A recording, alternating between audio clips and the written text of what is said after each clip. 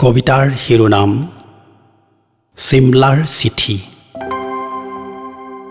Speed পোষ্টত এখন চিঠি আহিব। সেতা হালধীয়া কাগজৰ এটা খামে কঢ়িয়াই আনিব উৱলি যোৱা প্ৰায় ৩০টা বছৰ। চিঠি লিখা ধুনীয়া হাতখন এসময়ৰ খুব চিনাকি। এতিয়া চাগৈ কঁপিছে, বাৰে বাৰে থমকি ৰৈছে ক'ৰবাত। বানানৰ ভুল নে জীৱনৰ ভুল? আহোঁ আহোঁকৈ নাহে এজাক বৰষুণ। এজুৰি চকুৱে লাগি বাহিৰলৈ চাই ৰয় খিৰিকীৰ কাষেৰে। নাচি নাচি নামি অহা শুভ্ৰ পাতল মেঘবোৰে সৌ পাহাৰটোক চুই আঁতৰি যায় বহু দূৰলৈ। নীল আকাশত কমলা ৰঙৰ ৰেখা আঁকে অস্তগামী সূৰুজে। খিৰিকীৰ চেঁচা আইনাত নাকটো লগাই ৰৈ থাকে এখন মৌন মুখে।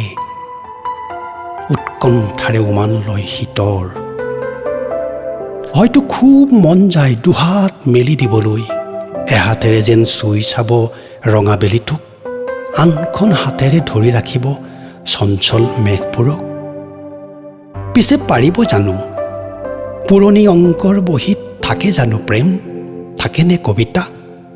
এমুঠি ধূলিয়ে ঢাকি ৰখা কেনভাছত ফাটি যায় বিয়াৰ প্ৰথম উদগ্ৰ নিচা।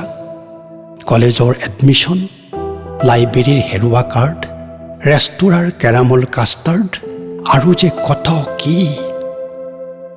মেৰুৰ পৰা মেৰুলৈ হাহাকাৰ কৰা হু হু এক ভীষণ ধুমুহা।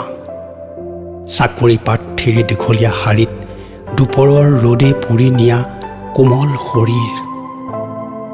স্বপ্নৰ ছাইৰ পৰা জি উঠা সেই ফিনিক্স পক্ষীয়ে এতিয়া এখন্তেক জিৰাই ওখ পাহাৰৰ কোনোবা হোটেলত।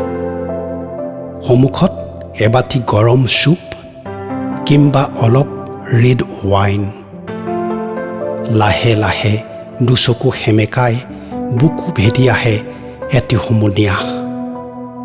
বন্ধ কোঠাত বিভোৰ হৈ লাহি হাতখনেৰে লিখি যায় এখন বৰ মৰমৰ চিঠি, চিমলাৰ চিঠি।